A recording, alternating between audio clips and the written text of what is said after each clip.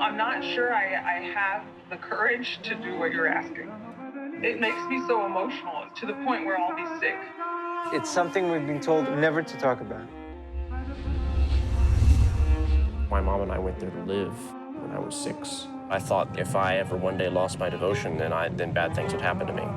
To tell a 5-year-old that sense of self they're just beginning to develop is an illusion that needs to be wiped away.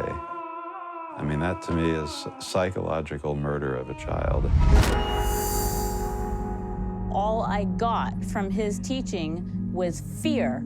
I was scared. What if you did something wrong? What if you said the wrong thing? You were taught that this person could see through your soul. I mean, I see this and I see pure joy, and it makes me feel clear inside.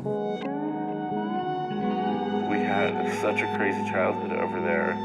Was I imagining it? You know, was I in a mental institution? What are you feeling right now? It's just fear. We don't have anything to be scared of anymore. I just wanted to ask you about your film. I mean, as a disciple, I would do anything I could to stop you.